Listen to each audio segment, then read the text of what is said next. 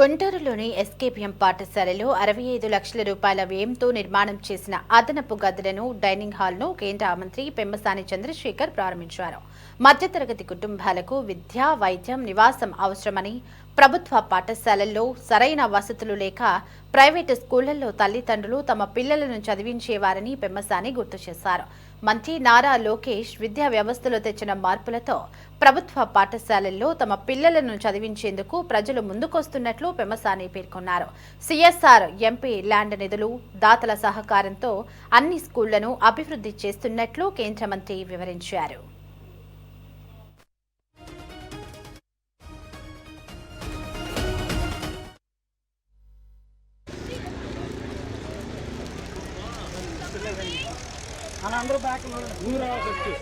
My name is Rudashri. I am studying 9th section. I am from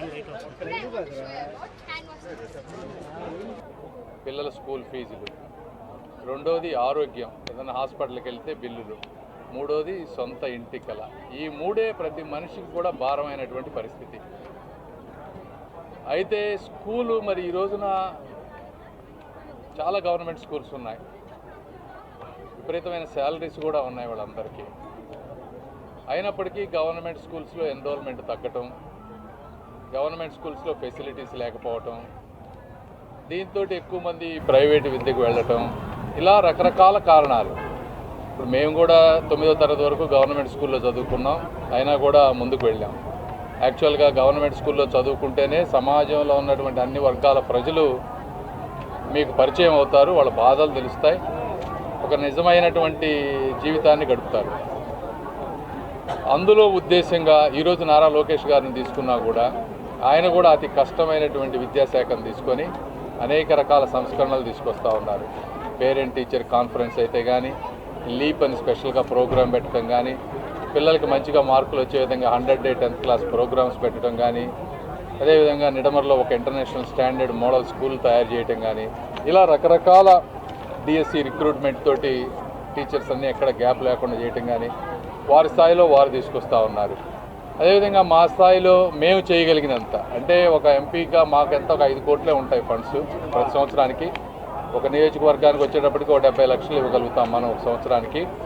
అయితే ఒక పని చేయాలంటే అందరినీ కలుపుకొని సమాజంలో, ఇప్పుడు ఐటీసీ వారు ఉన్నారు, ఐటీసీ వాళ్ళు కొంత, ఎంపీ లాట్స్ నుంచి కొంత, అదేవిధంగా ఈరోజు దాతలు ఉన్నారు, వారి నుంచి కొంత, వారికి కూడా ధన్యవాదాలు చెప్పాలి. ఎందుకంటే వాళ్ళు చిన్న చిన్న ఉద్యోగాలు చేసుకుంటున్నా కూడా ఒక్కొక్కళ్ళు, అంటే ఇక్కడ పనిచేసే టీచరే ఒక 30,000 రూపాయలు ఇవ్వటం కానీ, అంటే రకరకాల వ్యక్తులు ఉన్నారు. ఈ మన్నవ బాపయ్య గారి కుటుంబం 1,35,000, తిరుపతి రెడ్డి గారు 1,00,000 రూపాయలు, మున్నంగి శ్రీనివాసరెడ్డి గారు 30,000, ఇట్లా రకరకాల 3.5 లక్షలు వాళ్ళు. అనేక సంస్కరణలు తీసుకొస్తూ అనేక మౌలిక వసతుల కల్పన చేస్తూ మన ఈ డిస్టిక్ వైజ్గా కూడా ఉన్నారు. అదే క్రమంలో ఇటు జీజీహెచ్లో కూడా ఇప్పటికే ఎన్నో రకాలైన అవసరార్థాలను తీర్చడం జరిగింది. ఆయన ఆధ్వర్యంలో కొన్ని కోట్ల రూపాయల వస్తువుల్ని అందించడం జరిగింది.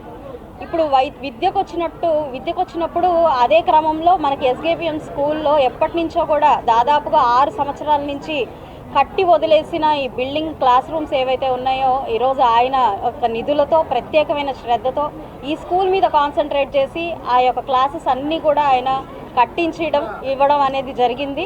విద్యార్థులకి ఇక్కడున్న స్కూల్ యాజమాన్యానికి అందుబాటులోకి తీసుకురావడం జరిగింది.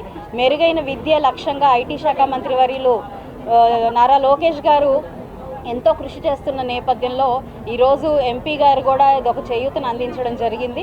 అదేవిధంగా మేము ఈ యొక్క నియోజకవర్గంలోకి వచ్చినప్పటి నుంచి కూడా ఈ స్కూల్కి ఒక 4-5 సార్లు సందర్శించడం జరిగింది. ఇక్కడ కావాల్సిన మౌలిక వసతుల మీద, చిన్న చిన్న అంశాల మీద దృష్టి పెట్టి వాటన్నిటినీ మేము సాల్వ్ చేయడం కూడా జరిగింది.